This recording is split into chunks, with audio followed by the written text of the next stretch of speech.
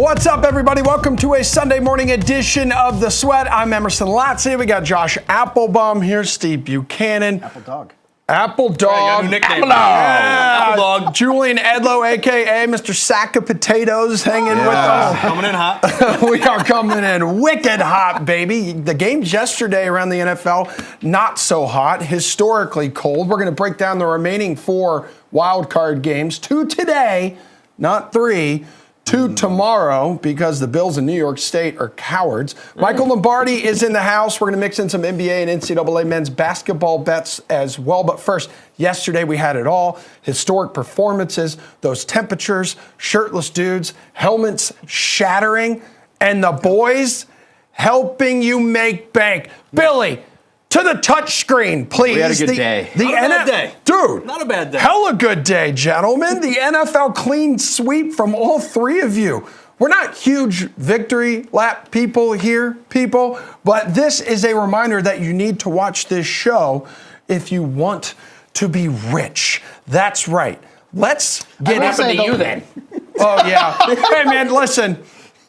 I'm a 92-cent bonus bet guy, okay? Round that unit up to $1. It's an aim small, miss small kind of Well, thing. you're the head coach. You put us in a position to succeed. So the credit goes to you. That's exactly right. Just like credit goes to Andy Reid, putting the Chiefs in position to win 26-7 over the Dolphins in the frozen tundra of Kansas City.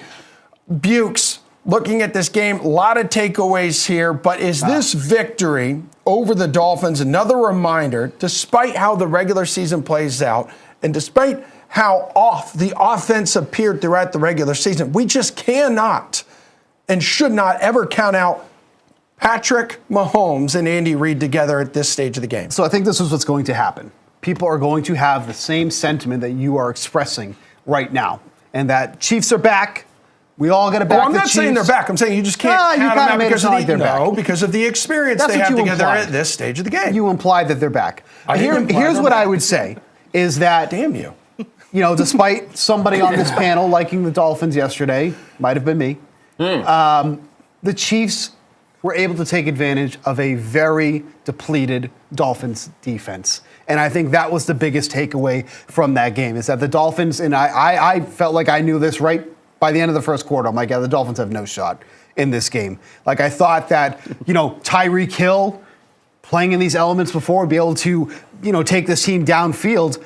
But we couldn't even get Tua to throw beyond the line of scrimmage at this point. Like, I was looking this morning, it's not up yet on PFF, but I was curious how many times he threw behind the line of scrimmage. It's got to be in the double digits. And that is not how you're going to move the ball downfield efficiently, especially against a Chiefs team who's going to be able to get pressure on you because they have lost half of their offensive line. Like, Tua was constantly under pressure in that game. There was so many times where, the play would start and it already felt like that Tua had a guy or two in his face or around him in his vicinity. So the Chiefs are able to take advantage of a very depleted Dolphins team. Now the real test is going to come next week. Yeah. And that's where I think that, people are going to view how they saw that game yesterday, go, Chiefs are back, they're ready to roll. But quite honestly, there wasn't really anything overly impressive from me that I saw in that game that makes me feel like, other than Pacheco, that makes me feel like this team is ready for a deep run. And Josh, ask what's up, Jules? I was gonna say, we're saying that the Chiefs aren't back, and they might not be. They had a really good spot in that game, but guess what? They're gonna be in a good spot again if the Bills win and they get 2 extra days of rest going to Buffalo to face a team that beat them earlier in the season. Okay. The largest rest advantage in NFL playoff history. If No that is the system matchup. for Josh on this one. Yes. There is no system for unprecedented rest advantage. Yeah. I mean, Josh, was it more, I guess, of what the Chiefs did or what the Dolphins did not do? Because I feel like asking Tua at this stage of the game to beat a good team is like asking, the cameraman after a Kelsey catch to not pan up to Taylor Swift. Like, it's impossible. He can't beat a good team. Yeah, and I think there were 2 things going into this game that, we heard a lot about, and they ended up being true. And this isn't always the case. Some things, media narratives aren't always true. But the narrative to me about Miami and cold weather, you saw it happen again. We gave you the stat yesterday, but they're now 0-10 straight up in their last 10 games when it's less than 40 degrees. They're 2-8 ATS. And then also looking at that line move toward the Chiefs, because the Chiefs opened as low as minus 3, 3.5. They got up to 4.5. What I liked about the Chiefs, even though this time of year I do bet mostly dogs, is that they weren't that popular. They're only getting 55% bets, but 70% of the money. So that was a good bet split there. You really theoretically shouldn't move a full point if you're only getting 55% of tickets. And then talking about that windy under, we're talking about how the cold could make a huge difference. It obviously definitely had played a part in that game. But that wind, 15 miles per hour, you can now add another W to that windy under system match. Windy unders, 10 miles per hour or more, Steve. They're now 11-4, 73% in the postseason since 2017. And shout out to Rashee Rice for catching a lot of prop overs. I mean, is it unfair, Jules, that a quarterback, talking Tua here, who hails from Hawaii, plays in Miami, has to make his playoff debut in -4-degree weather? Do the Dolphins have a Tua problem? Well, should have beaten Titans. I mean, That's true. We're going back to we're going back to week 17 here. They were up like 2 scores with around 2 minutes to go. Yep. They collapsed, had themselves in a must-win in week 18 against the Bills, which they did not, which is why they were in this position to begin with. But looking at that game yesterday, Steve made some good points earlier. Can't throw it very far past the line of scrimmage right now. Like, do they have an issue with this guy moving forward? I mean, here's what I would do with Tua. You have an above-average NFL quarterback that came from a system that is very, very highly thought of at Alabama. The problem is, like a Mac Jones, when your wide receivers in college are Devonta Smith, Jerry Jeudy, and so on, you get a little bit spoiled. Now, he's spoiled in Miami again with Waddle, one of his Alabama guys, and Tyreek Hill. But when this team goes on forget the cold, just goes on the road, they can't win. But again, when you look at this stuff in the NFL, like, is the grass greener? Like, what are you going to go to? Because generally, if you go to another quarterback, if you try and change it up, it's not going to work. So I think this team needs to build off of what they have, which is, above my pay grade. I don't know how they do it, but if you scrap it and start over, you're probably going to end up with a worse quarterback than Tua, whether he knows how to play in cold weather or not. All right, well, a quarterback that knows how to play on Saturdays in the wild card round. First time ever being in this position, C.J. Stroud. Ridiculously impressive. He and the Texans offensive coordinator, Slowick, as well for Houston. In his first career playoff start, Stroud completes 16 of 21 passes. We're talking against the Browns in a blowout victory. 274 yards, 3 touchdowns. So he set the rookie marks for completion percentage, passer rating, margin of victory by a rookie quarterback in a playoff game. Had to be the biggest winner on Wild Card Saturday, was he not? Yeah, Stroud's the real deal. I mean, if you didn't believe it now, you got to believe it at this point. But I'll look at that from the betting perspective. I think there's, we all on the panel liked the Texans maybe for different reasons. But from a data perspective, this is a wheelhouse play for me. When you're in the postseason and you see a team that's only getting 30% of bets, automatically a bet against the public play would be to take that team. Texans were a really contrarian play, but the key to me was that late movement back toward the Texans because they opened getting 2, they got up to 3, and then once it hit the key number of 3, came crashing right back down to the Texans. So even though the public was all over Flacco and the Browns, it was a contrarian spot with that late line move. That's what you love to see. And again, Njoku did it again for us guys yesterday. Yeah, he certainly did. See, what chance would you give the Texans next week then? I believe they'll play either the Bills or the Chiefs. Yeah, so it really depends on what happens with that Bills-Steelers game tomorrow. But that being said, this team is just going to be undervalued, I think, the rest of the way. For them to blow out the Browns in that type of fashion was pretty shocking, honestly. But, I mean, there's a couple of things that I think we all nailed here on the panel.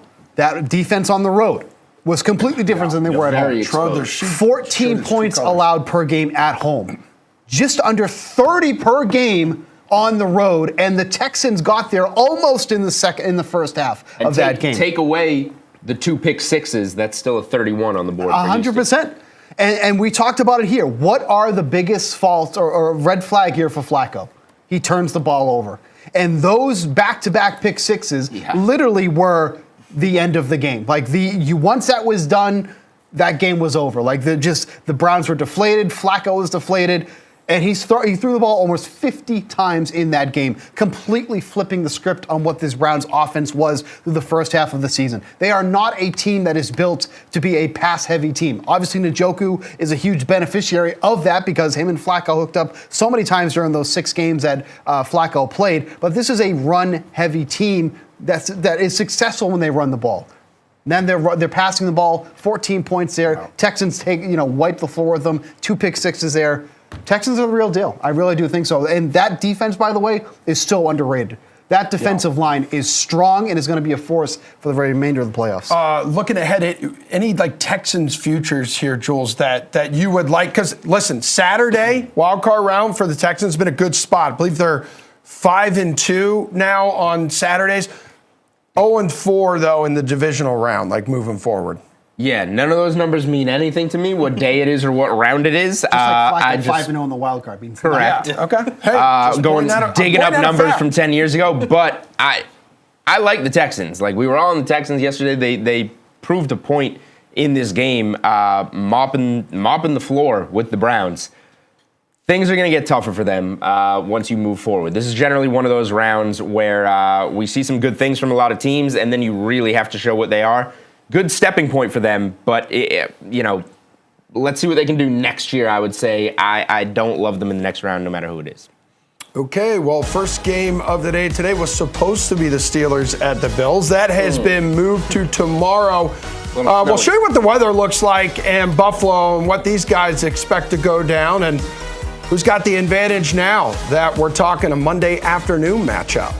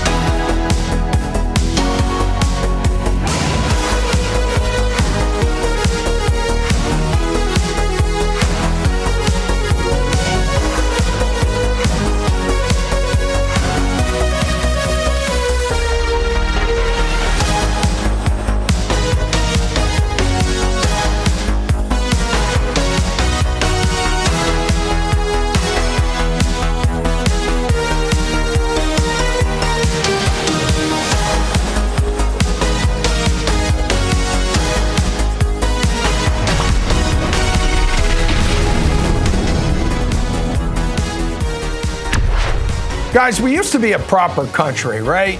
For some reason, we got Mother Nature just raining down snowy hell on Buffalo. So the governor of New York State and the Bills were like, okay, fine. We're We're going to move the game to Monday afternoon at 4:30 from 1 o'clock on Sunday. Very, very unfortunate for, I'm sure a lot of folks out there had already placed, a boatload of bets here on this game. Jules, I'll start with you. What's a strategy? What can you do right now if you've already put some bets on this game? And we're talking Bills Steelers here. Is there a way to hedge maybe some bets that you've already placed that could be in a bad spot now that it's moved? Because I think originally this game was going to be it's going to be an even playing field if you're playing in all that snow, and now not so much. The stuff should be cleared out by tomorrow afternoon. Yeah, I mean, it's not going to be a blizzard game anymore, but it's going to be a below freezing wind game still. This is not like we're moving the game to the Bahamas. It's still going to be the day after a blizzard in Buffalo. Now, 4:30. Come on, Monday's a holiday. Let's do 1 p.m. kick. Just move it 24 hours. But it is what it is. You ride your bets. Whatever you bet going into this for Sunday, I would go ahead and use relatively the same analysis for Monday. Okay. Now, are you going to get an absolute downpour blizzard like we're seeing these tweets in Buffalo? Insane. No. But this is going to be a messy game still, and I think there's maybe an over-adjustment on the total potentially. What are we? It reopened 39. It floated to 37.5, up to 38 range. Anything 37 or better, under. I'm fine with it. I think it's going to be terrible conditions. All right, Bukes, how does your analysis change of this game now that it is on Monday afternoon and it's not going to be the next edition of the Snow Bowl here? Yeah, I think this ends up being an advantage now for Buffalo because now they can actually probably throw the ball more than they were originally intending to. Remember that game where it was absolutely single digits and Bill Belichick was just adamant about running the ball. When that game with Mac Jones, when he threw the ball, 6-7 times or something like that? Three times? Three or four times. One of Mac Jones' best games of his career. The only time he was good. That feels like that would be kind of the game plan if this was being played today. Now we're going to get some more, through the air here, and that's obviously an advantage for the Bills. But I will say that, with Mason Rudolph under center, this offense has been moving a lot better than if it was with Kenny Pickett or Mitch Trubisky. Mason Rudolph has by far been the best 3-0, right, to end the regular season. But also a lot of those teams they beat, it may have been all three were backup quarterbacks. Well, the whole league was a backup quarterback this year, if we're being brutally honest here. Josh, what advice would you have for people right now trying to navigate the odds for this game, especially those who have maybe already placed some bets? Yeah, so I think it's kind of tough if you had done your job and gotten a really good under, looking at the weather for this weekend. For example, before this game was moved, this total got down to 33? Yep. So, personally, I got an under 36.5. I was feeling great, excited, beating the closing line. What happens? They move the number. And again, this is just sometimes the way betting in life works. Obviously, the odds change. Julian mentioned it got reopened to 39. You're down to 38. I do think in terms of playing the under, I'm still gonna go under, just like Julian said, because this still is not just a cold game, but the wind factor, which we talked about earlier. 15 miles per hour, sustained, that's important too.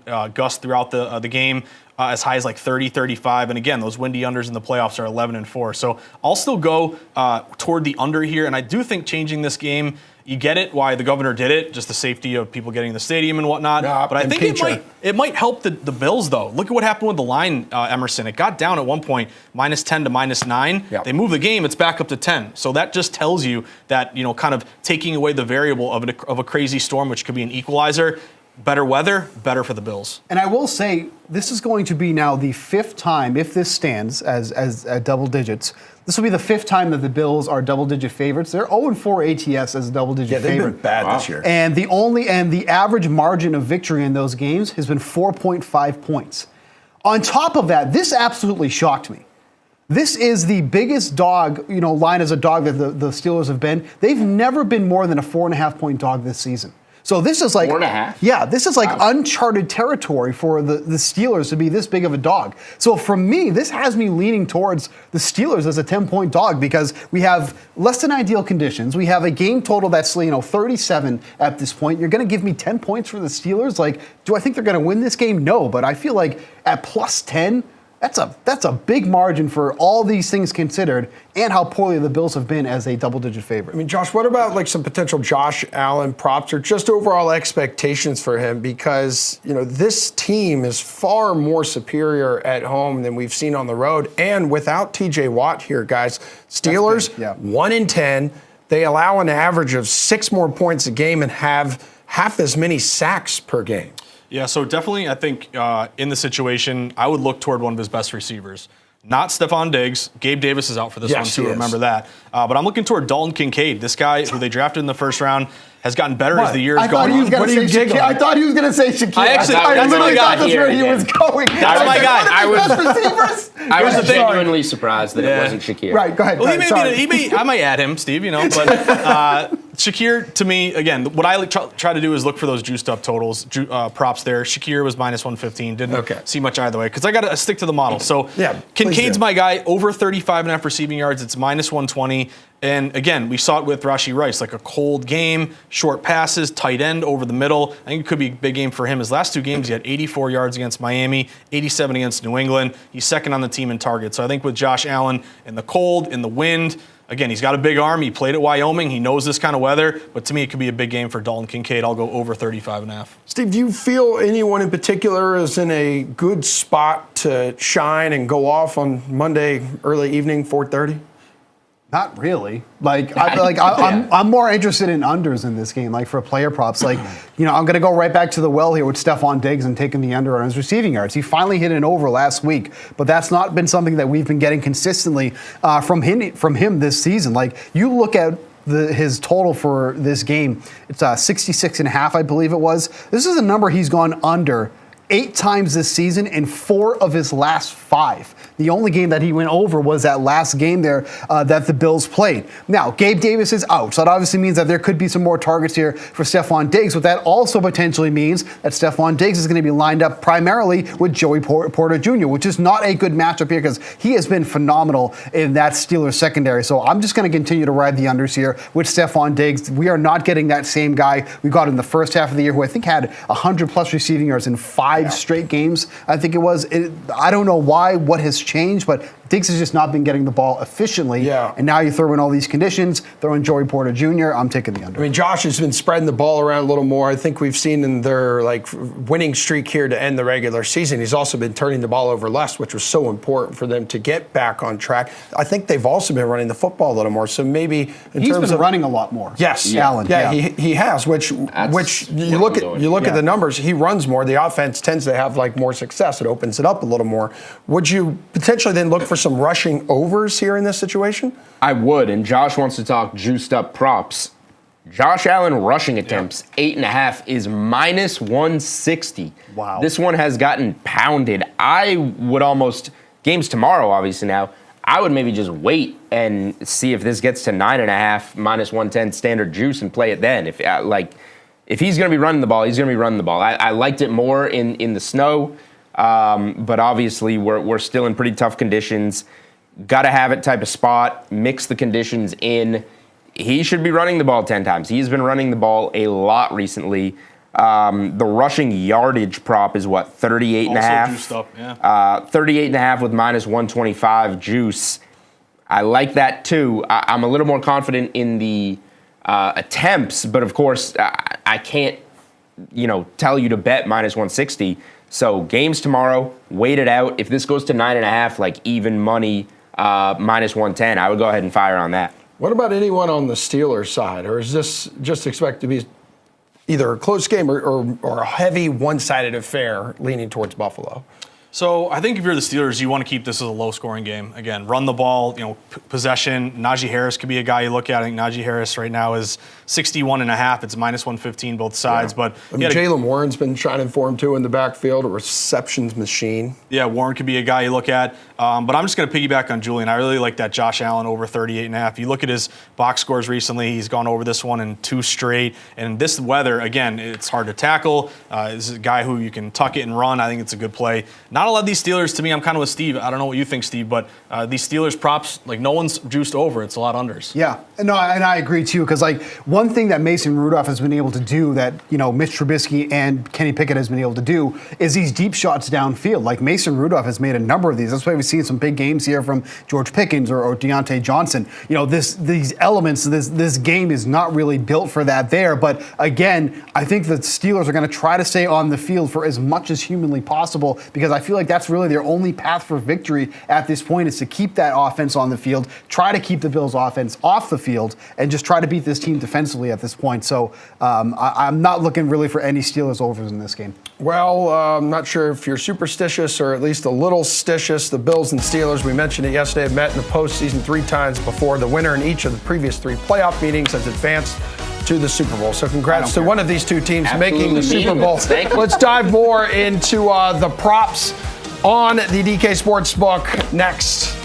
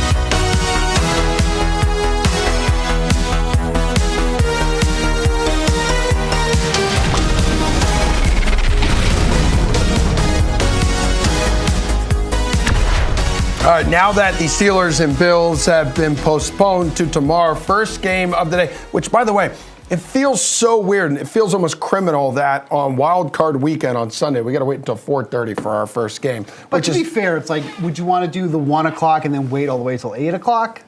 Yeah, actually, I would. Really? Yep, yeah, 100%. I think I'd rather, I mean, I get it, but I think I'd rather the back-to-back. I mean, I have a personal agenda scheduling-wise today that this actually is good for me.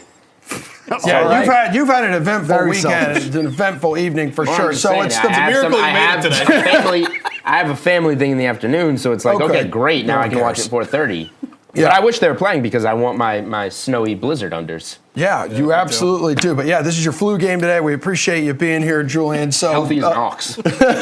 So the Packers at the Cowboys here, guys. A game that pits Mike McCarthy against his former Packers squad, which adds like an extra dash of spice to this matchup. And similar to Buffalo, which we just talked about in the last block, Dallas, Josh, has been one of the best teams in the league at home this year. So it's really not surprising to see them as a 7-point favorite right now, is it? Yeah, I think the spread is fair, but I like the Packers quite a bit in this one. I'm going to take the Packers in the points. Obviously, if you're able to get the hook on the 7.5, you're feeling great because this thing is now down to 7. But let's just look at kind of the way this thing has evolved. It reminds me a little bit of the Texans from yesterday, where the early move was toward the favorite. Dallas is -7 up to 7.5. But again, it's come back down. The hooks are now gone. Hook could be critical here. I think you can wait it out until 4:30. Will it just naturally get back up to 7.5 with all this Cowboys money coming in? So to me, that's something to look out for. If you're not comfortable with buying it up a half point, again, I don't love buying points, but around a key number, you can make a case if it's juiced down and you can get Packers like plus 7.5 at -120. But a lot of angles here. Playoff dogs, 59% against the spread since 2017. Wild card dogs, 67%. And then here's a system from yesterday with the Texans. When you're a dog who missed the playoffs the previous year, bet on that team in the playoffs. Steve loves this one. 35-17 ATS, 67% since 2017. And to top it all off, cherry on top, public's on the Cowboys, 60% here. So if you're going Packers, you're with the contrarian play, you're betting against the public. Same situation there as the Texans, and you're getting this late move. I love Packers in the points. Not only, Steve, were they 8-0, the only team to finish 8-0 at home this season straight up. Cowboys 6-2 ATS at home. They have a league best 21.5 point average margin of victory at home. They're just mashing teams at AT&T Stadium. They are mashing teams at home, but also I would implore you to go look at that home schedule and look at some of these teams that they were absolutely demolishing. point. Teams that they should be absolutely demolishing, like Washington, like some other teams. I don't know off the top of my head. Like the Packers. I mean, what you had, and you also had a few teams that kind of pushed them to the brink a little bit there too, Yeah. right? It was like the Seahawks and the Lions, I believe. Good teams that were Yes. pushing them to the brink there. I'm with Josh here, though. I would be siding with the Packers here. Would love to get that 7.5 if possible. If you don't mind paying up a little bit of juice, we say -120 for the 7.5. Yeah. I think for it, I'm okay with that. And then one thing too, we got a little bit of news this morning from Ian Rappaport saying that Jair Alexander has a 50-50 shot of playing. That would be huge for the Packers secondary. That he's been obviously one of their best guys in the secondary as it is already. Call the coin flip. That is something I actually would like to know. But that would be huge for their secondary here, trying to stop this unbelievable offense of the Cowboys here too. But we also have to watch out for Tony Pollard, too. Like, this is a good matchup for him on the ground. The Packers have let up a lot on the ground, over 95 yards on average to opposing running backs here, so he's somebody to watch in this one. But I do think that the Packers can hang with the Cowboys in this game. Like, people don't want to give them their flowers and everything, but let's be brutally honest. Jordan Love has been nothing short of fantastic over the past 3-4 weeks. I feel like he's actually finally comfortable. He feels like he's that guy in the pocket. He has a good presence there in the pocket as well over the past couple weeks. This is going to be a tough matchup, no doubt, but I think the Packers can hang in this one. Well, Love did enjoy an amazing first season as a starter, Jules, with the Packers. 4-5 straight up on the road, and that's despite his 94.6% passer rating in that situation. Yeah, I can't get there on Green Bay in this one, but I'm also not going to tell you to lay 7 with a favorite in the postseason. I think Dallas is a fair teaser piece. They do very well at Jerry World, obviously. You can tease them down to -1, put them with any one of the dogs for the rest of the weekend, and I won't argue with you. My bet in this one is Dallas team total. I'm going to be consistent with what I've done all year. 28, 29.5. They've scored 30-plus points in every single game except for that Lions game. And if CeeDee Lamb doesn't fumble through the end zone for the touchback, now you're at 28. Dallas is front running a little bit. Do they wind up scoring more in that game and get to 30 once again? Their season low at home is 30 points in week 2 against the Jets. So this team scores at home. Packers defense, with or without Jair Alexander, can't stop a nosebleed. Give me the Cowboys team total over, and if you want to tease them down to win the game, that's fine with me. All right, so what about just for the total, the game total in general here, Josh, like 50.5. We just heard the direction that Jules wants to go in here, but only 3 of the Cowboys' home games had totals of more than 50 points this season. And let's see, 3 of the Packers' final 4 games surpassed 50 total points. Yeah, so I think in terms of the stats here, the data, the betting splits, I mean, there is a reason to like the over. It's getting 65% bets, 80% of the money. It opened as low as 49.5. It's up to 50.5. I see some books maybe even going to 51. So there is quite a bit of late movement here toward the over.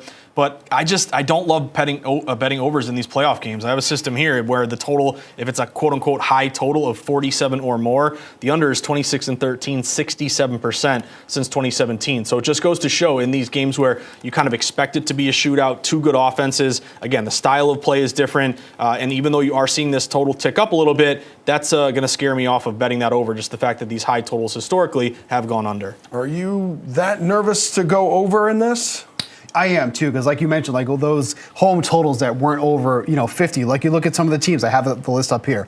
The teams that that Dallas faced at home. We got the Giants. We got Washington. We got the Rams, Seattle, Philly. Obviously, that they played them there. The Jets, Detroit. And Green Bay. Obviously, which is what we have today.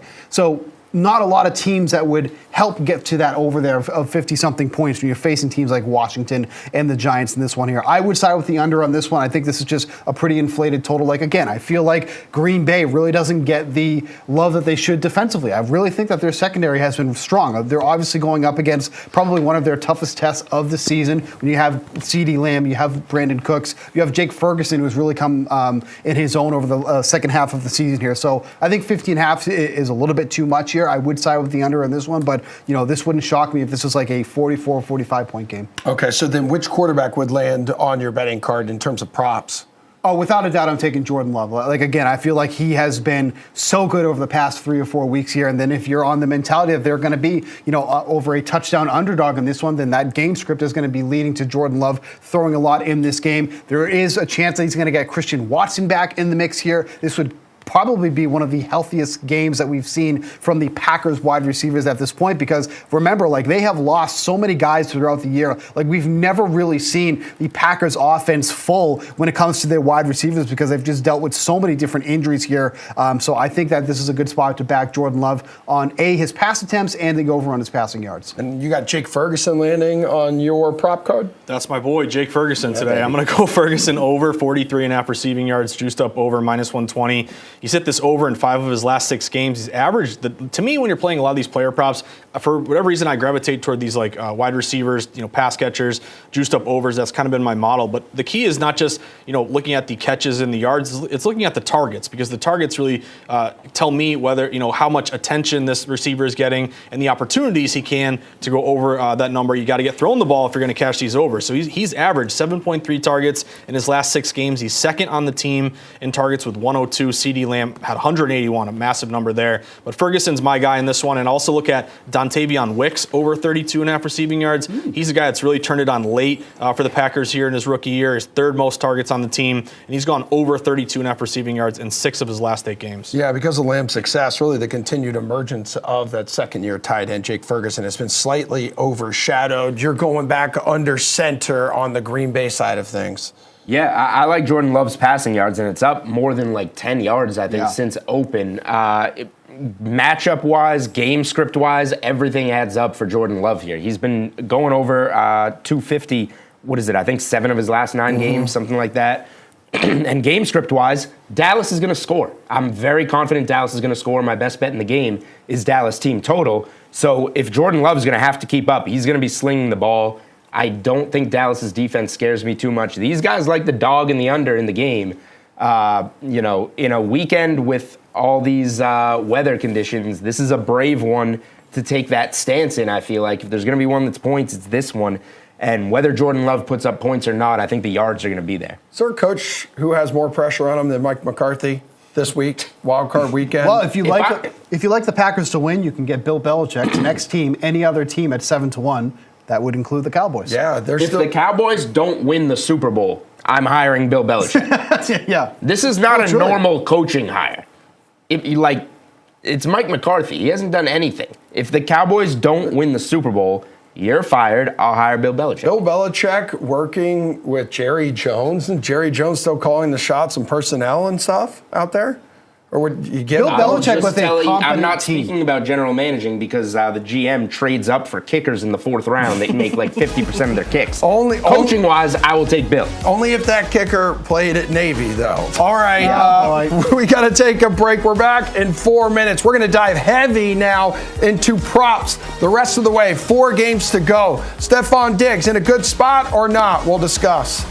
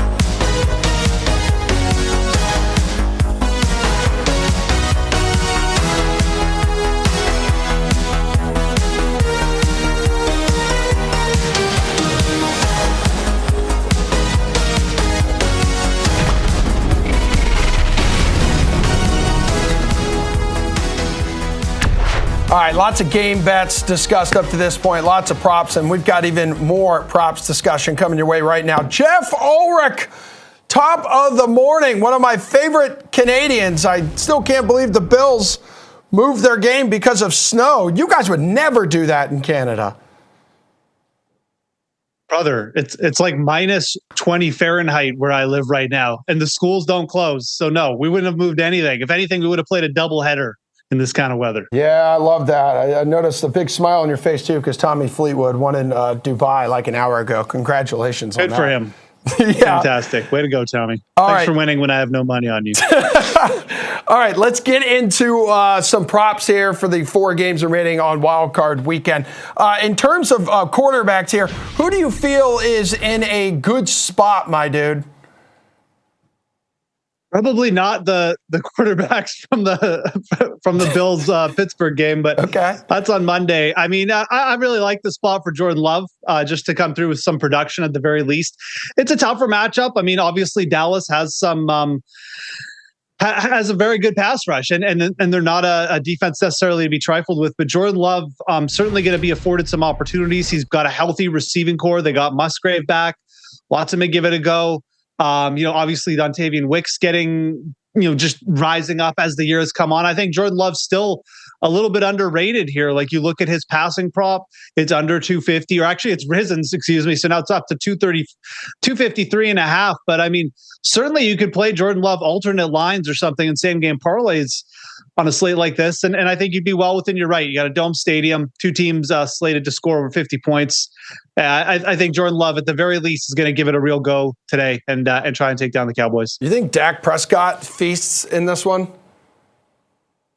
I mean, Dak at home is just like, it's just very, very steady. I mean, like I didn't mention Dak Prescott because he's just always good at home. I mean, you look at his passing touchdown prop, it's minus 230. I mean, it's a player with pretty extreme home road splits. Dak Prescott, his ATS record at home, his ATS record as a big favorite, extremely solid. And I think that this is a spot where Jaire Alexander may not be 100%. It's probably going to really help the Cowboys passing game as well. So yeah, I look at this game indoor in the playoffs.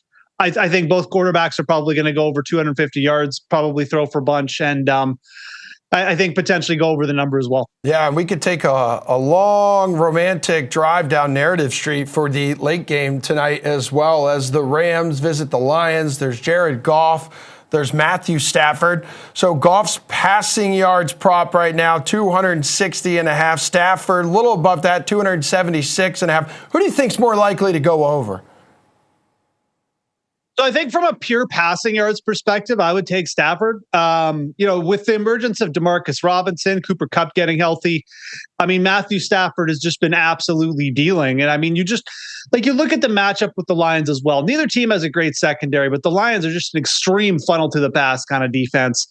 I mean, they're very good against the run. They have a pretty solid defensive line, but like their secondary, it's just been put in the blender 2 of the last 3 weeks by Nick Mullins. I know it's Justin Jefferson, but like you look at Matthew Stafford, obviously he's an upgrade there. And Matthew Stafford, as I mentioned, he's got an all-star receiving crew as well. I just don't know how the Lions stop this Rams passing attack with the way Stafford is playing. So from a yardage perspective, I do like Stafford, but I mean, the matchup is almost as good for Goff. Yeah. The Rams defensive line is pretty good. I mean, I think if you're looking at Jared Goff, going over on his pass attempts actually makes a lot of sense. It was 33.5 earlier in the week. It has moved up potentially a little bit, but like the Lions still play at a very up-tempo pace. Both these teams, top 10 in plays per game. I think Jared Goff probably throws the ball close to 40 times in this game as well. You think that revenge game narrative between those two is going to add up to a close game?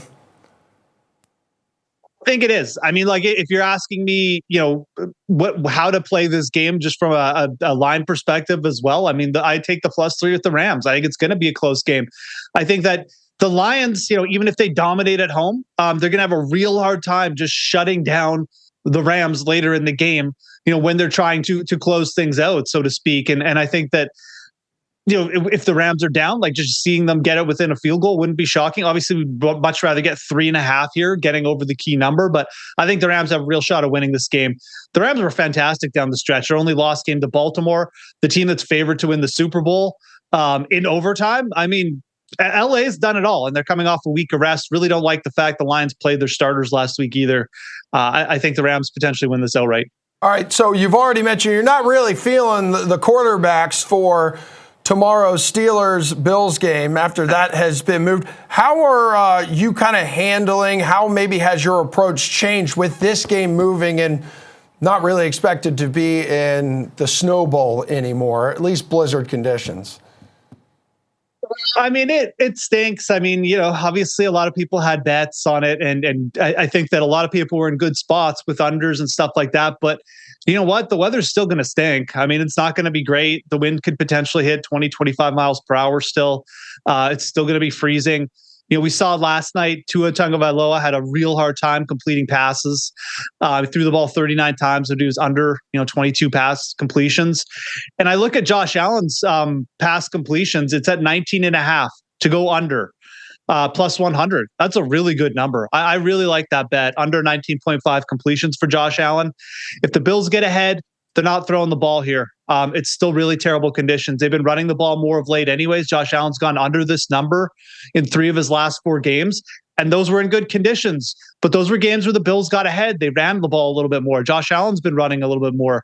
And certainly in this spot, like I said, with the conditions still being a factor, I think Allen goes under that number. So I like the under 19.5 completions for Josh Allen. It's not as attractive as it was when I bet it, and it was going to be minus, or the wind was going to be 50 miles an hour, but it's still attractive, and I still think it hits. All right, what about Josh Allen over half an interception, minus 140? That was making people money almost all season long. I mean, I'm surprised this is still at minus 140. Like, I really am. He's just been so automatic with the INTs. Yeah.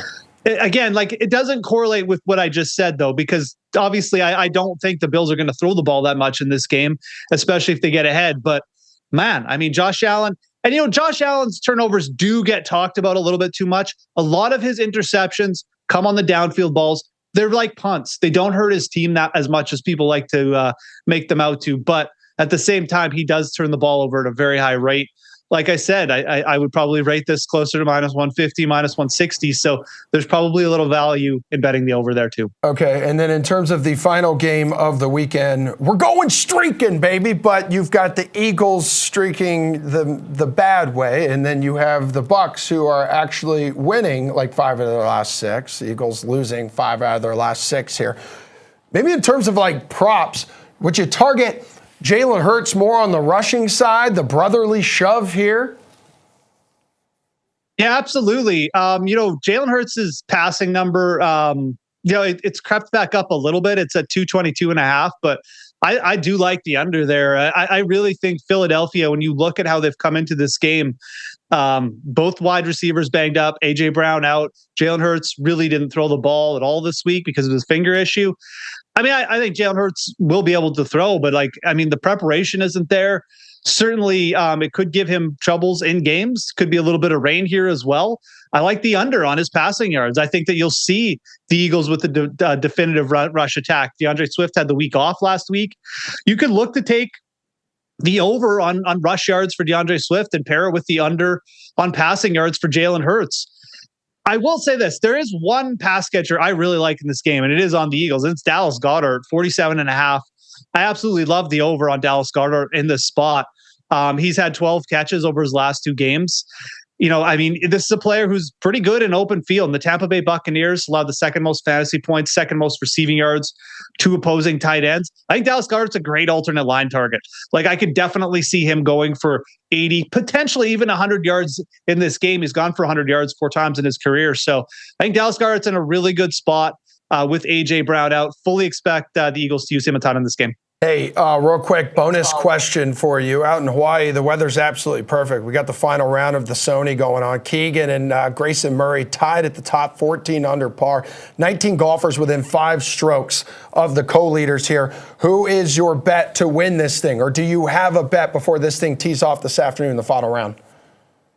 Yeah, I mean, look, the last 3 or 4 winners have all come from 2 or 3 strokes back. It is a tough course to close out on because there's a lot of tight par fours down the stretch. I think you look at the 2 guys that really stand out, Chris Kirk and Byung-Hun An. Byung-Hun An's plus 1,200. He's still looking for his first PGA win. He absolutely finished his round terrible yesterday, which you don't like, but he struck the ball well all tournament. And I think at plus 1,200, like I said, this has been an event in that final round where a couple strokes back, that's where you want to be targeting. That's probably where I would go in the outright department. That's where I've gone. And I don't feel great about it, but again, I think there's probably a little value in those 2, Kirk and Byung-Hun An. All right, congratulations again to you, Mr. Fleetwood Fanatic. We got to take a break. On the other side, arguably the most anticipated matchup of the playoff slate this weekend. Matthew Stafford, Jared Goff colliding in Detroit. We're breaking down the odds for it next.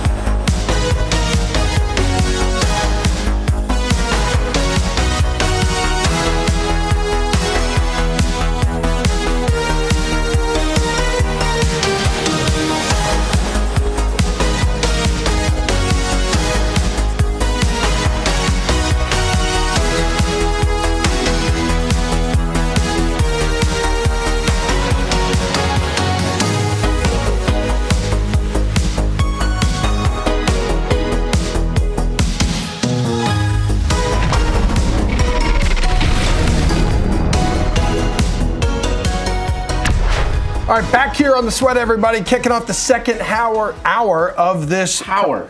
Howard? Cool whip. Cool whip. All right, anywho, we'll dive into more of the wild card games coming up. We got some NBA bets, some little college hoops. Yeah, too, a little college hoops. Michael Lombardi's going to be here, going to kind of tell us where he thinks Bill Belichick could end up next, which you think, Dallas. hey, maybe Dallas. Okay, we'll see. Fire McCarthy before the game. Hire Bill before 4:30. Let's go. Whoa. Slow it down over there, Betty Boop. All right. Right now, let's get into Rams and Lions. Hard to find a better storyline in these wild card matchups in this revenge game for Jared Goff against his former team. Matthew Stafford making his return to Detroit for the first time since the trade, which the Rams have gotten a Super Bowl out of up at this point. Which quarterback do you think is in a better spot to shine today, Steve? Yeah, I think it's going to be the Rams and Matthew Stafford here. You know, I'm really big on the Rams in this game here. I like them at +3. But I think what we're really going to see in this game is what has been Jared Goff's biggest downfall, and that's when he's under pressure, he turns into a pumpkin, basically. If you look at his stats throughout the year, when he's under pressure, he's been under pressure on 38% of his dropbacks this season. In that scenario, he has a 51% completion rate, only 6.4 yards per attempt. 9 of his 12 interceptions have come in that scenario. And then if you look at what his numbers are when he has a clean pocket, 75% completion rate, 8.1 yards per attempt, 24 of his 30 passing touchdowns, only 3 interceptions. Night and day in those type of scenarios here. They got Aaron Donald. They got a really good defensive line they're going to be throwing at what's been a good offensive line for the Lions, don't get me wrong, but when Jared Goff is starting to feel the heat there, turns into a completely different guy here. I think this is a better spot for the Rams and Matt Stafford. The Rams are red hot coming into this game. I didn't even realize until I looked into this game how good the Rams have been. 7-1 over their last 8 games. Their only loss in overtime on a punt return with missed holds on Baltimore that shouldn't have even won the game, and Baltimore's favored to come out of the AFC in the 1 seed. The Rams are playing really well, and I think the piece of this game that's being overlooked, we can throw around whatever trends or systems or whatever we want. Sean McVay knows Jared Goff very well. Yeah. Better than probably anyone. He was in the headset, giving him all the plays that year. They went to the Super Bowl and scored 3 points against the Patriots. I think that is the single biggest overlooked piece of this game, is that nobody knows Jared Goff, including Dan Campbell, better than Sean McVay does. That is going to come into play, in my opinion, in this game, and is a big reason why I like the Rams, let alone the storyline of the entire postseason with Stafford coming back to Detroit and probably putting up some numbers. Rams have won. I mean, Jules is right. This team is right. really hot right now. You were right yesterday, and I'll give you credit for that. A lot of times. Rams have won 7 of their last games. They started the season 3-6 for crying out loud, and they're trying to spoil the Lions' first postseason game, home playoff game since 1993. Emerson, we had a brotherhood play yesterday. Texans, we all agreed. We got another brotherhood play today. Oh, my man. Let's go Rams, baby. Love this spot for the Rams. Let's look at the way this line has moved, how it opened. This game opened Lions -3, ticked up to -3.5 when the hook was available. Ton of respected buyback, hit the Rams, brought this line back down to 3. Again, talking about that Packers game, same sort of thing. Early move to Cowboys, it's come back. Hook could be critical here. So again, wait to try to get the hook. It's juiced up. You could buy the half point. I was able to jump on that 3.5. That's my favorite play here in this game. I'm hearing a lot of people also say, Emerson, that like the Rams are really trendy. They're a trendy dog. I would disagree. They're only getting 47% of bets. That's not like 27%, 37%, but still that's not 70, 80%. So the good bet split here to the Rams would be only 47% bets, but 60% of the money in their favor. And Julian and Steve mentioned a lot of these factors here, but looking at the playoff experience of McVay and Stafford, they've been there, done that. They've won a Super Bowl. I don't think they're going to be too, the bright lights aren't going to get to them too much. Or if you look at Dan Campbell, covers a lot of numbers, very bold coach, goes for it, makes some bold moves, but this is his first big playoff game. This is the first playoff game for these Lions since 2016. So I would give the advantage experience-wise to the Rams. Again, a lot of system matches here. Dog playing an opponent who missed the playoffs the previous year. 13-1 against the spread, 93% since 2017. And again, rest versus tired. Jeff mentioned in the last segment, Emerson, but Rams sat their starters week 18. Lions played their guys. I think this sets up very well for the Rams. try to get the hook if you can. If not, I'll take the +3. Can I give some quick actual breaking news on this game? Ian Rappaport is reporting that Sam Laporta is going to play in this game. We got it right there in the touchscreen. Oh, so, hey. Wow, our producers actually know what they're doing. Don't throw producer Drew under the bus like that. I would never throw You Drew under the just bus. did, coward. So, anywho, Jared Goff would love to have his rookie tight end back in the lineup, dealing with injuries here.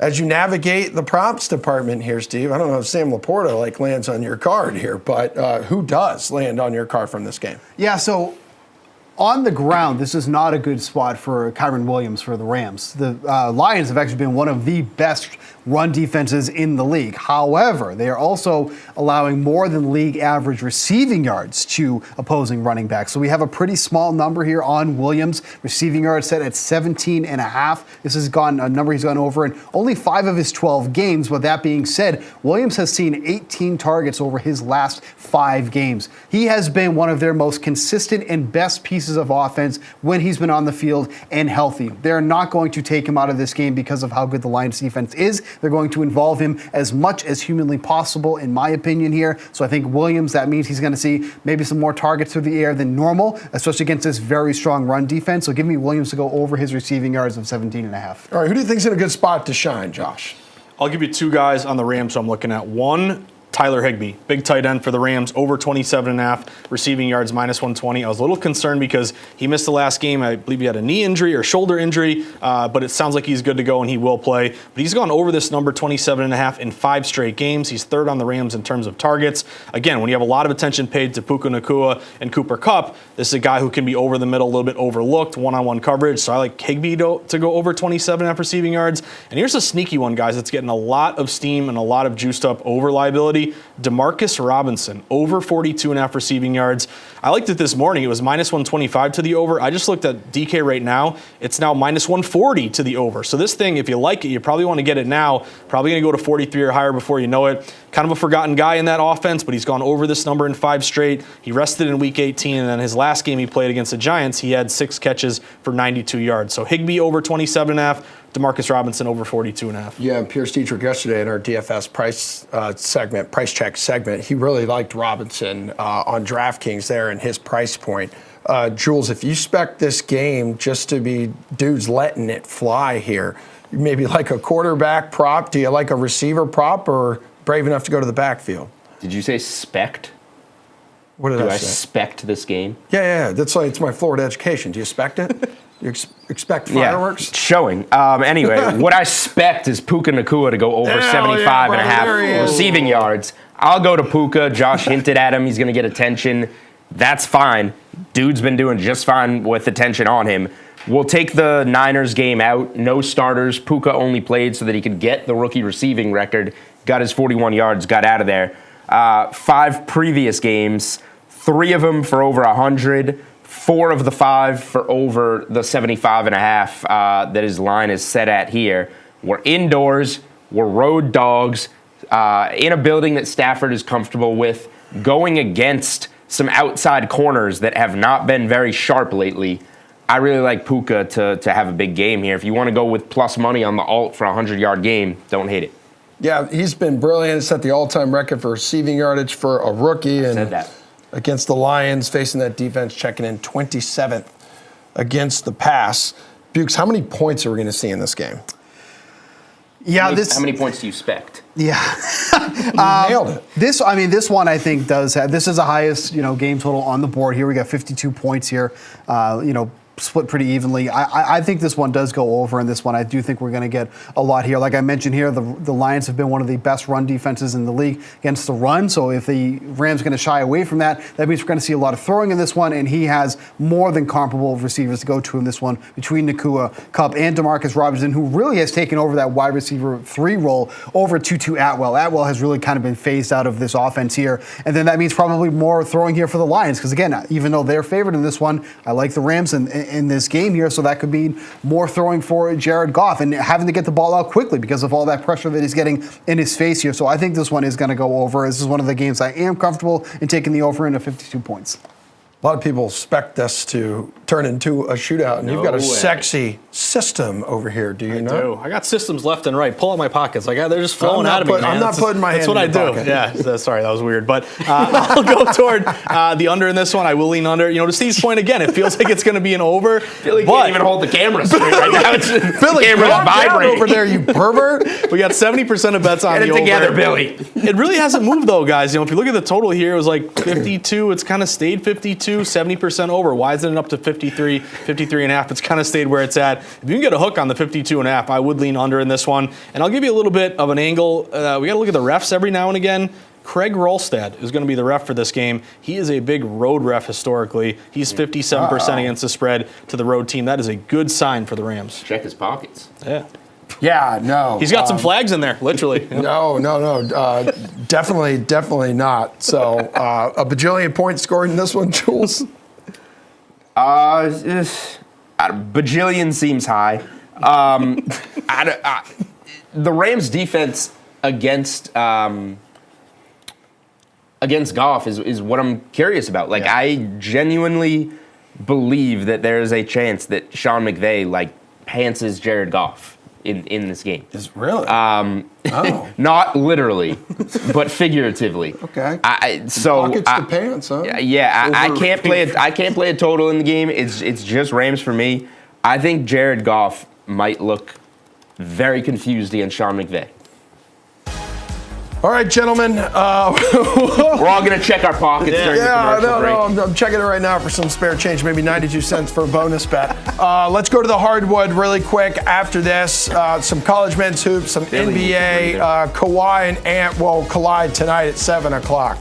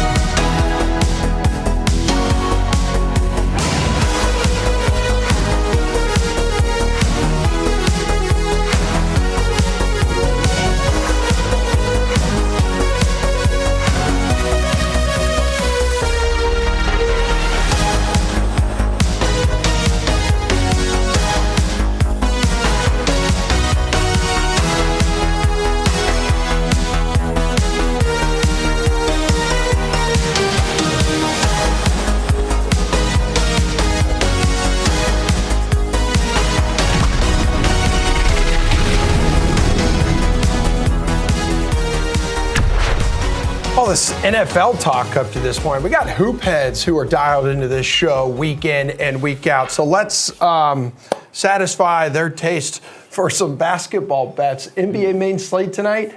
5 games. Pacers at the Nuggets. Clippers, Wolves, Suns, Trailblazers, Hornets at the Heat, Kings at the Bucks. Jules, I say at a handful of those games right there. What do you like? Clippers Wolves is a big game in the West. We have a team in the Clippers that hasn't broken through, but they have all the talent in the world and are expected to contend. And we have a team in Minnesota that's very young but trying to prove themselves here. I think the Clippers are the better team. This is, we'll see where Minnesota and OKC wind up at the end of the year.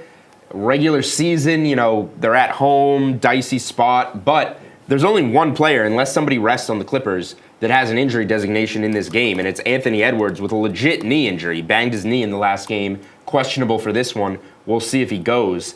I like the Clippers to begin with, and I would play it now because if Anthony Edwards is out, this probably moves to 3.5, and you're really going to want to get in there. So I think that the Clippers, the way that they're playing right now, dominating on both ends of the floor, this is a prove-it game for them because they haven't proven it before. So if I'm looking at anything today, big game in the Western Conference, give me the Clippers on the money line.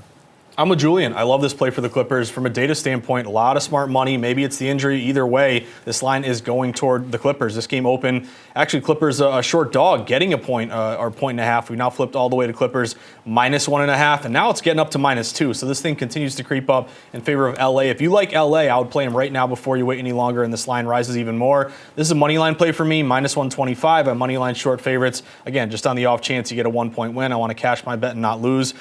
50-50 bet split, basically. Public's relatively split, yet this line is going to the Clippers. And here's the system. Road favorites straight up. If you're a favorite on the road, you win these games 66% of the time. It's 136 and 69 this year. Big offensive efficiency advantage. 5th overall for the Clippers versus 19th for the T-Wolves. You also get the Clippers. This kind of surprised me. Dog fave has been a big discrepancy here. ATS. When they're a dog, the Clippers are just 1-6 against the spread. When they're a favorite, they're 19-12 ATS, including 8-4 ATS on the road. So give me the Clippers dog to fave. It's a money line play for me on LA.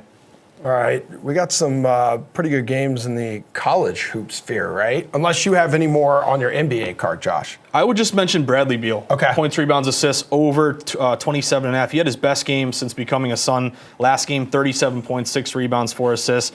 Injury concerns, as always with Beal, load management, but they've had 2 days off, so hopefully he's good to go. This total's been on the rise. I'm going to take a shot on Beal, over 27.5 PRA. And both of your bets in terms of college hoops, NBA, I mean, you guys just had a hell of a day all around yesterday. So once again, help us out in the college world, Jules. Which game, I guess, tickles your fancy tonight? We have some monster favorites in the Big Ten.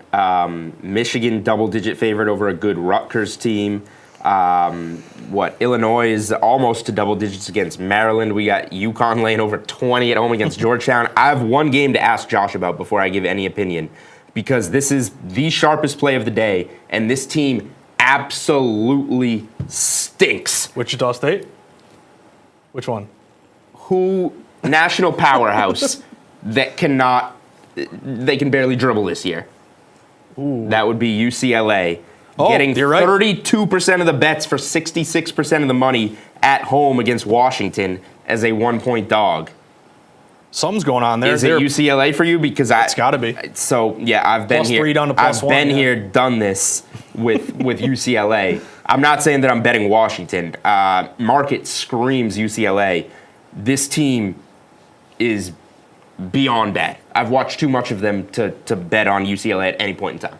Yeah, it's definitely scary because they've struggled so much. But again, you got to just kind of chalk it up to the fact that wise guys who move numbers seem to like UCLA for whatever reason. They open +3. You're down to 1. This may even be getting down to a pick 'em, and that's notable because, as you mentioned, Julian, no one wants to touch Washington. UCLA is getting such a small percentage of bets, yet the line's going in their favor. It's got to be UCLA or nothing for me. Well, so what about this when we get these pick 'em type of games? Because spread-wise, those are the splits.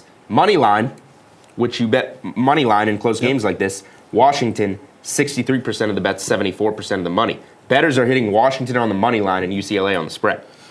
That's true, but I would also think probably it's a late game. It's wild card weekend. Maybe just the total share of raw tickets are much higher on the spread than they are on the money line. But it's a good point. It's kind of weird the fact that you have a majority of tickets on the money line on Washington, yet the spread on UCLA. UCLA 32% bet, 66% money. Again, a long time ago, I just said to myself, and I've learned over many different You don't have opinions. options, You're not allowed to have them.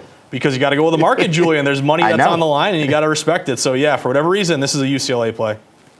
Well, what about over with UConn? And is UConn playing today? Is it against They host Georgetown. Georgetown? Because the last two games they had were close wins, and UConn was the only top 5 team this past week to survive. Like 1, 2, and then 4 or 5 end up like falling. So while those were close wins against Butler and Xavier, UConn has a much easier outing at home against Georgetown. Well, I think UConn minus 3,600 on the money line is pretty safe, but I'm going to go a different route here. Don't do that. Under, right? Under, yeah. Josh. 33% of the bets, 60% of the money. UConn can pick their number against Georgetown if they want to. But tough Big East schedule, at home, early tip on a Sunday, Georgetown coming into town. This is a game that you take your foot off the gas with a 21-point spread, which, by the way, 58% of the bets, 72% of the money, laying over 20 points with the Huskies. This is a blowout. No doubter blowout. Is it going to be 20 or more? I have no idea. But the Huskies are going to let their foot off the gas. I do like the under. All right, so maybe it's like, would you target like a first half line in a game like that that's expected to be like a blowout, Josh? To be honest with you, Emerson, I lay off these games. Yeah. To me, it's just when you have such a huge spread like that, yes, most likely they're going to cover this number and blow out Georgetown. But, when you get into these games, it's on 20, 21, like one bucket, a meaningless, score here could, sink your bet, could win your bet. I would agree with Julian more on the under. It opened 145.5. It's down to 144. I'm going to give you a game, though, that, Julian, I thought you were mentioning, and maybe you have a take on. It's Memphis and Wichita State, because this one, to sharp me, home dog, right? Yeah, I got to take Wichita State here. This game opened Memphis minus 5.5. It's down to 5. Some books, I think, maybe even touched 4.5 at one point. But this game keeps falling toward Wichita State, even though they're only getting 24% bets. So public is going with the favorite here on the road. Totally makes sense. Memphis, good record. The ranked team here, yet it's falling toward Wichita State. I'd take the points with Wichita State. It's a buy low, sell high play. Also, in college hoops, what we've seen recently, and you saw the graphic yesterday in a bunch of these big games where these unranked teams are winning outright. So I don't know if, against ranked teams. So I don't know if Wichita State's going to win the game. But again, if you're giving me a 5, I'll take it with the Shockers. And I was going to say, Memphis has failed to cover like 5 in a row. So it being a 7-point or greater favorite, though. Memphis hasn't been playing well lately. They win at home by 6 against UTSA. They win at home by 3 against SMU. They win on the road by 3 against Tulsa. They've been playing in grinders, 2 of them at home. The 3-point game at Tulsa tells you quite a bit. This is going to be a road test in a tough environment early in the season. Getting 5.5 or 5 here is fine by me. Josh, what other trends are you seeing today? What's the market telling you? What are your systems telling you right now? So one system that I love, Emerson, is when you have tiny little obscure games that the public doesn't even care about, want to bet, they can't even find it on their app when they place a bet on DraftKings. Wild card weekend is a good weekend to find these obscure games, by the way. Exactly. And the whole point being is, again, no one woke up, and I'll give you an example, Emerson. No one woke up today and said, you know what, on Wild Card Sunday, I got to bet Cleveland State and Wisconsin Green Bay. I mean, Nobody I woke thought up. about Maybe it when you I did woke because up. you're a wise guy. Yeah. You targeted this one. Absolutely. That 92% you got in your True. 92 cents in your account, Emerson, put it on the Cleveland State money line in this spot. I love this angle. We just talked a second ago, Clippers dog to fave. You got a dog to fave on Cleveland State. They opened getting a point at Wisconsin Green Bay. Now they flipped to -1. And you look at these obscure line moves. Again, the way I look at it as is the public wants nothing to do with it. Yet if you're seeing a line move on a tiny little game like that, it's almost purely sharp driven because the pros don't care if it's a heavily bet game, Kentucky Duke, or a tiny little game like this. They're going to hit it if their power ratings have a better number than what the odds makers show. You have a big rebound advantage here, big offensive advantage here. This is one that jumped out to me, Cleveland State money line. I don't expect Emerson to be betting that game. No. But, I mean, Josh makes a good point I feel like that you agree with. Find those, like, little teeny tiny games kind of flying under the radar. Take advantage and hammer away, baby. Honestly, just sports betting point overall. Forget whatever Josh just talked about. Cleveland State, UW, Green Bay. Seriously. Stop listening to Josh. Seriously, like Clippers Timberwolves is an overlooked game today because everybody's talking about football. I'm not kidding. Like the handle on a Clippers T-Wolves game is going to be way lower than it would be on just a normal night without football, like significantly. So even a game like that is flying under the radar, let alone whatever dumpster dive Josh wants to do here in college hoops. Dumpster dives, they pay. I'm not hating it. They Real do. quick, do you like Utah today? -1.5 to -2.5 at Stanford. Utah's getting sharp money. good. I would lean that way. Utah's pretty good. Stanford's been good at times, but Utah's a really good team. They buried UCLA the other night. All right, you guys have been pretty good at times as well, but enjoy having the next block off. We're bringing in Michael Lombardi, where he thinks Bill Belichick could land next now that his time, the era, is over in New England. Cowboys.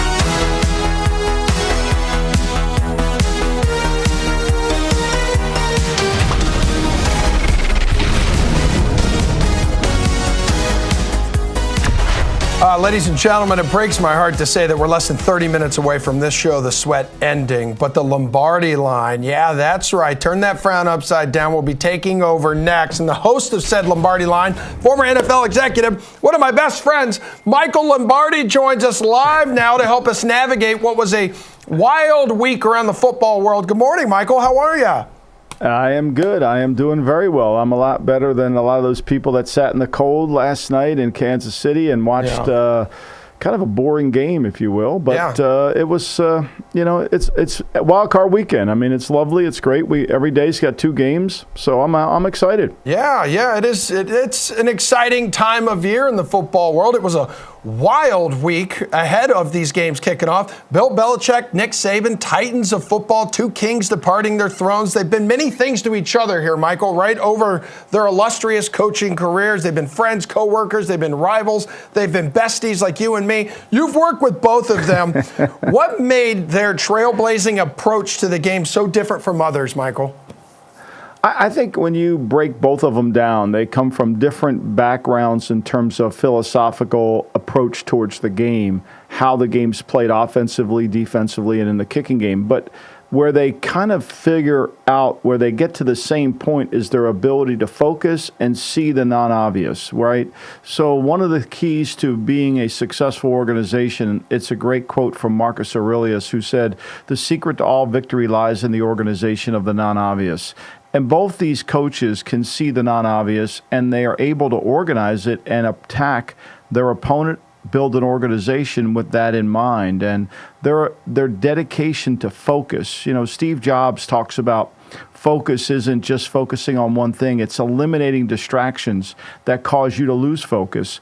And both of these guys do that really well. Yeah, they gave us the Patriot way, which I heard you say the other day on VSiN, that started as the Brown way, did it not? Yeah, it did.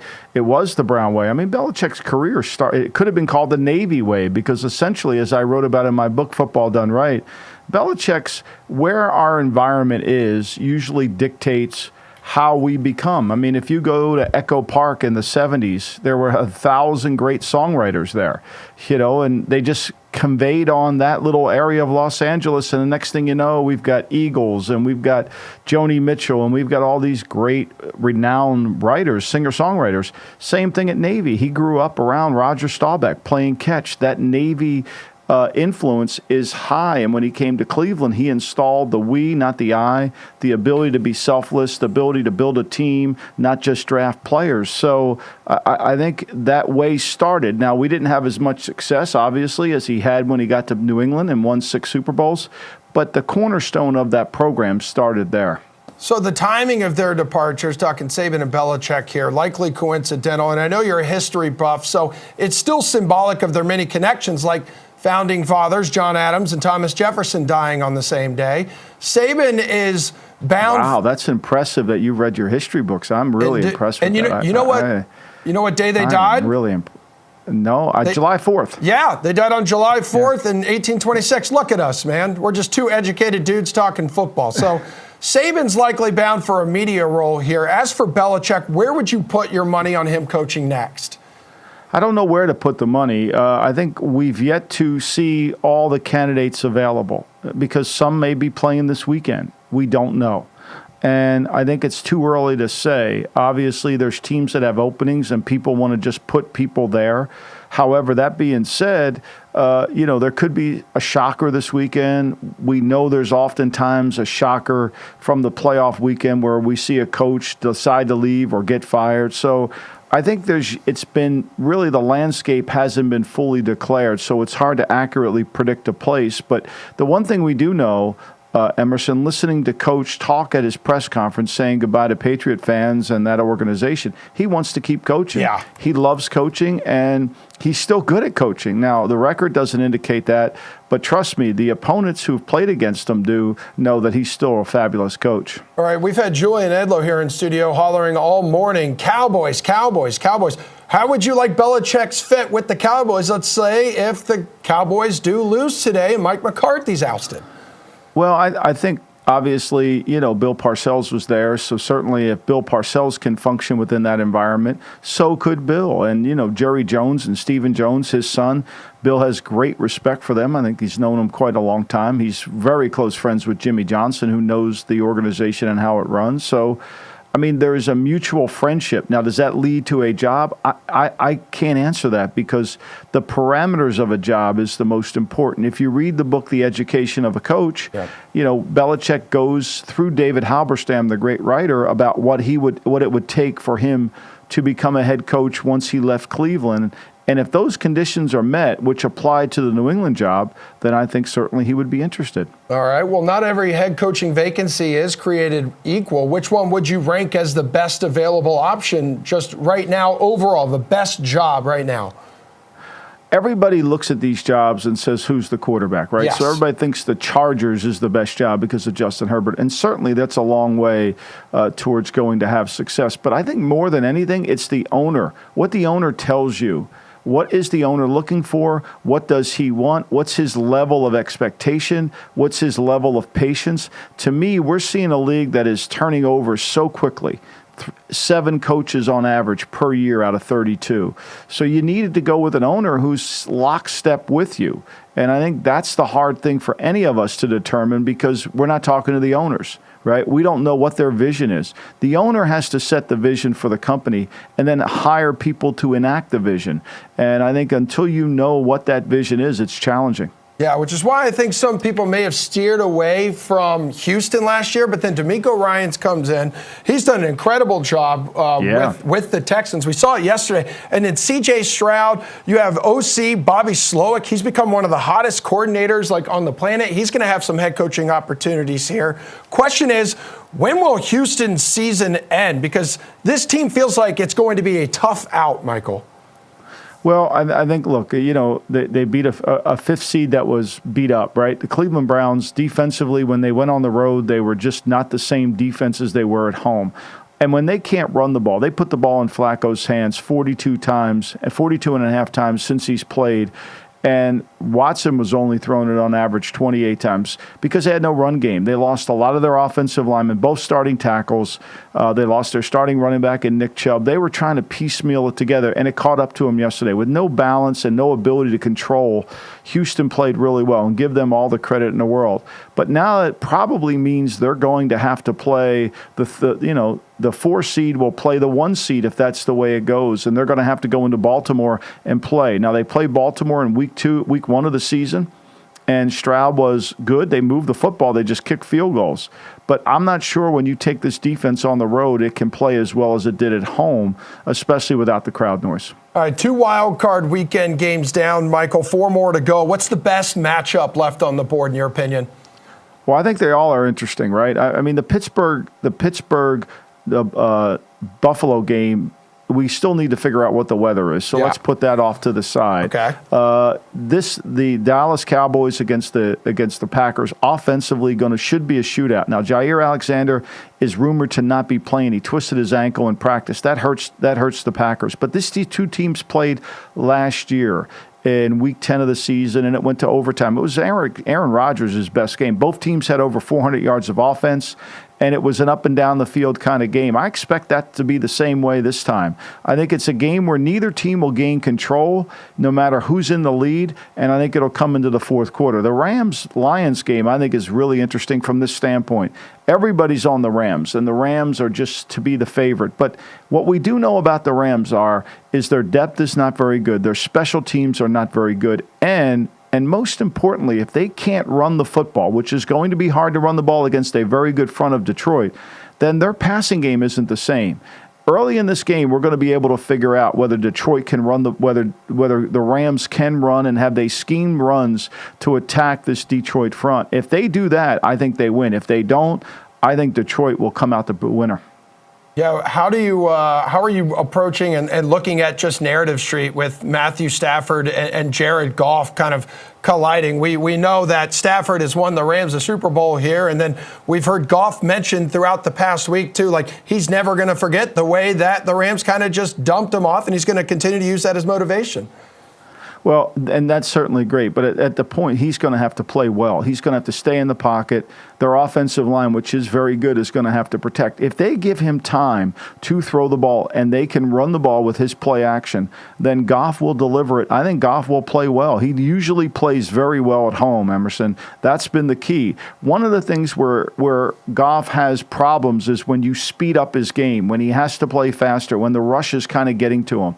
I think Laporta is going to try to go today. That's critical because he's a safety valve, the tight end, the rookie from Iowa. He's been very good for him all year. He's going to try to go on a wounded knee. We'll see how effective he'll be. But Montgomery and Gibbs are the key. They've got to run the ball. Detroit wants balance in their offense. It sets up their play-action pass game. All right, Michael Lombardi, it was great having you. We have a massive audience watching us right now that is going to stick around and support you in the Lombardi line. So thank you. I appreciate you, Emerson. You're very, very welcome. Anything for you, my friend. We're going to break down Eagles-Bucks to wrap up the sweat right after our final break.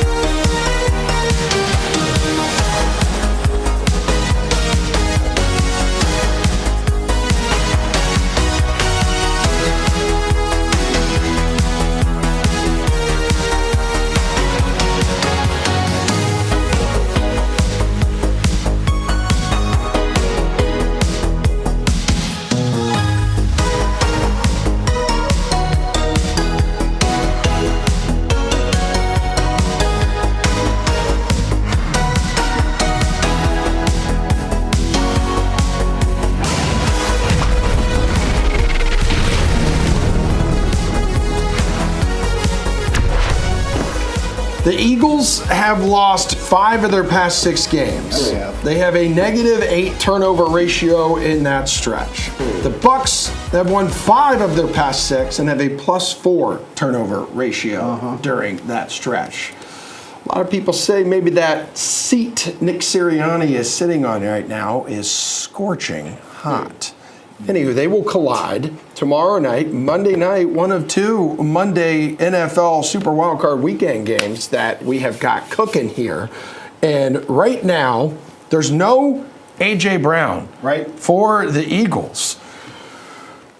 A lot of people picking Philly. Are they? As the team to be upset. Of course, you have to do this Ooh, I like the way you presented that's right. that. It's called a dramatic pause, buddy. Hey, Steve, you expect them to lose on Monday night? I mean, how much trouble are the Eagles in here? I want to throw this to Josh. Yeah, I'm ready. I'm ready. Give me it. Hit me. Are you surprised that this line has basically held steady the entire week? Because I am. Even after the news of Brown? Well, so the news for Brown came out. It dropped down to 2.5 from that news, but then it went immediately back up to 3. Like, are you genuinely surprised that this? Before Josh goes, I would argue it hasn't necessarily held steady. That the Eagles were down some places as low as 1.5 -130 money line, and it has gone up. So that's true. But you probably don't want to bet. I don't know if you want to bet on that move though. Generally, you like that move. I don't know if this is a situation where you do like that move. So I'll look at it one of 2 ways. One, is this a surprise that he's out? Again, was it built into the line that he was going to miss this game, was doubtful anyway? Therefore, it's not much of a surprise move. Like if he was expected to go, gets hurt yesterday in practice, boom, then you see it fall. That would make more sense to me. So maybe it's just that it's built in, and he was probably a kind of a quote unquote doubtful to begin with. In terms of the movement, though, I think if you're going to bet this game, I like Tampa Bay quite a bit, and I would bet it right now. This is a key number of 3. To Julian's point, it did open, -2, 2.5, 1.5. It was a lower number. It got up to 3. But all these 3s across the board right now, guys, are coming back down to 2.5. So if you do like Tampa Bay, which I do, by the way, they're the top one of the top contrarian plays of the weekend. They're only getting right now, I think, 41% of bets. But that 3 is so critical. 3 is the most common key number, most common margin of victory. If Tampa Bay were to lose by 3, again, you want to push that bet. You don't want to lose a +2.5. It didn't matter yesterday with the Texans. They won the game anyway. But I love the fact that this line is coming back toward Tampa. Give me the +3 right now before it falls. And I'm going to bank on not just no A.J. Brown, but the defense of Tampa Bay. You look down the stretch, man, Philly was god-awful. They lost, 5 of their last 6. Patricia had to come in and call plays. He didn't help at all. They're giving up 25 points per game. 30th in the NFL. Meanwhile, Tampa Bay, they're 7th in the NFL. So I love Tampa +3. And Philly hasn't covered now for 6 straight weeks. The last time they covered a game was Thanksgiving week against Buffalo. And I've talked about this a couple times on the show. That was overtime in and the that rain. was dicey. Overtime merit. There was no guarantee that they were. I've talked about this a couple times on the show, though. These are the spreads that the Eagles do cover. They haven't covered a spread higher than 5, as a favorite, 5.5 this season. Like, that is insane to me, that they haven't covered a spread higher than that at any point this season. They're only 6-6-2 ATS as a favorite so far this season. The thing that does worry me a little bit, and I'm on your side. I'm taking Tampa. I'm taking 3 with Tampa. The only thing that worries me is that Baker Mayfield is dealing with not 1 but 2 injuries: rib injury and ankle injury. He was limited in practice. He's questionable to play. I can't imagine that he's not playing in this game. But he is playing dinged up.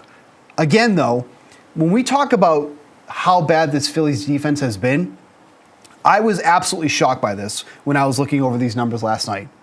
We talk about how bad the Washington Commanders secondary has been and the numbers that they allowed to opposing wide receivers.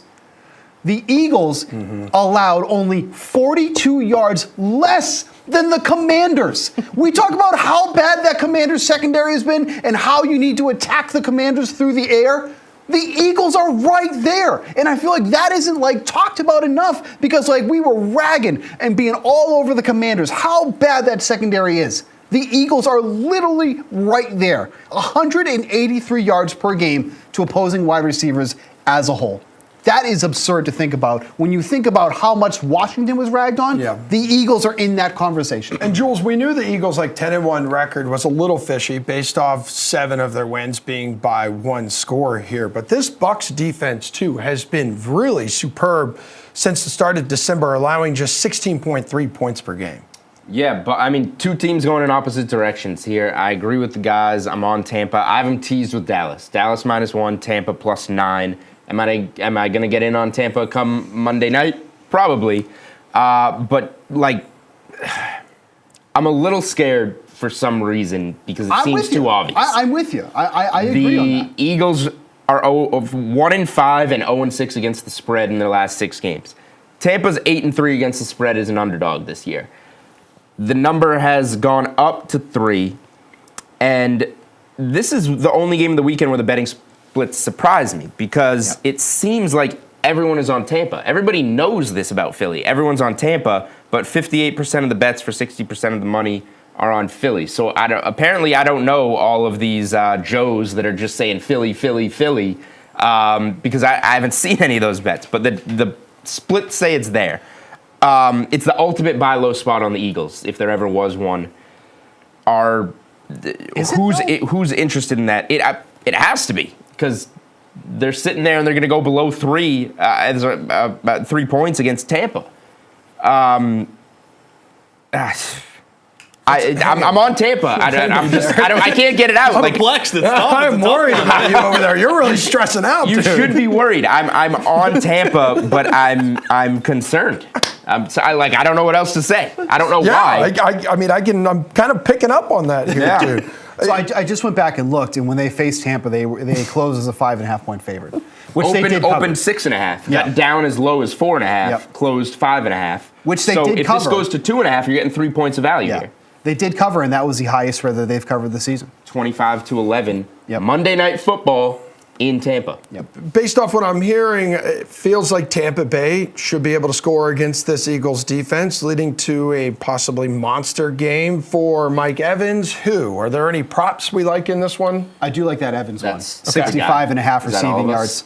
I don't know. Wait, is this another brotherly You know I can't agreement? go to the big guys. I got some random guys for you. Let's go. Come on. Hear my random guys? Hit me with the random. But you Kate agree? Otten. Kate Otten's one of them. Yep. Okay. Over you 24 and a agree half. with Mike Evans, though? You like Evans. that? Okay.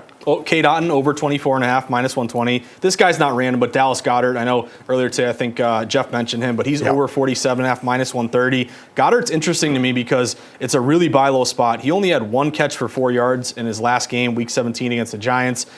So to me, this is kind of a fishy one where if a guy has a bad game or doesn't produce, yet you see a much higher number that's juiced over, something fishy is going on there. So Otten and Goddard are guys I would target, and then also guys looking at the total here, kind of like the under. Open 44.5. It's down to 43. Pretty good bet split here to the under. Only half the tickets with 75% of the money.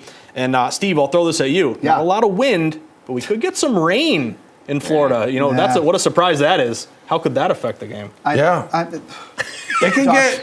Steve doesn't a know little what to say. wet I'm down gonna- there. Footing, Can I throw one quick prop out there? Please do. It's not even on the board. A.J. Brown is out. Don't worry about it. It'll be on the board. A.J. Brown. what are we doing A.J. here? Brown. Don't worry. It's going to be there. A.J. Brown is out. Julio Jones is going to get on the board. Come on. Playoff Julio. This is why you signed Julio Jones, to get him involved in a playoff game that A.J. Brown is not playing. There's a reason it's not on the board. Johnny Avello's terrified. He knows. Julio Jones, weird numbers going to open. Over. Okay. No, I'm not on that at all. All right.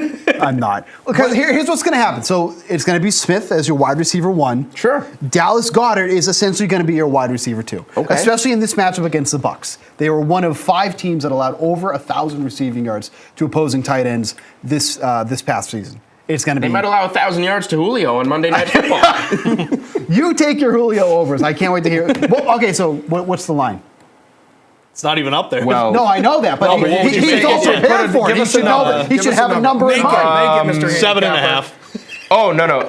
So 24 and a half. Wow.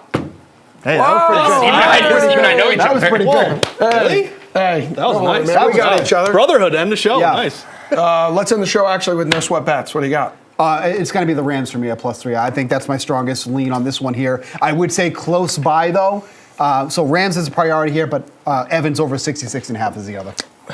Josh? Both dogs. Let's hope they bark here. Emerson, Packers, ideally 7.5. Try to get the hook there. Top contrarian play 40%. Dak Prescott 1-5 against the spread in his career in the postseason. And the Rams. I'm with the boys. Only 47% bets, 60% money. A lot of factor I put into the experience of McVay and Stafford. Let's have both these dogs bark. Apple dog is barking this morning. Yeah. What about you, sack of potatoes? Love that. Everybody loves the football games today. Give me the Clippers on the money line. We're going to the NBA. Oh, boring. No, Guess I think what? it's Winner. sexy. Then that's all we ask for you to do during this segment. Yeah. And you guys say, hey, play some of those sneaky basketball games. All right, I'm done. Wrap up. Okay, sounds Dumpster good. dive. Enjoy the rest of Super Wild Card Weekend. We'll see everyone back here next Saturday morning, 8 o'clock Eastern Time. Sounds good.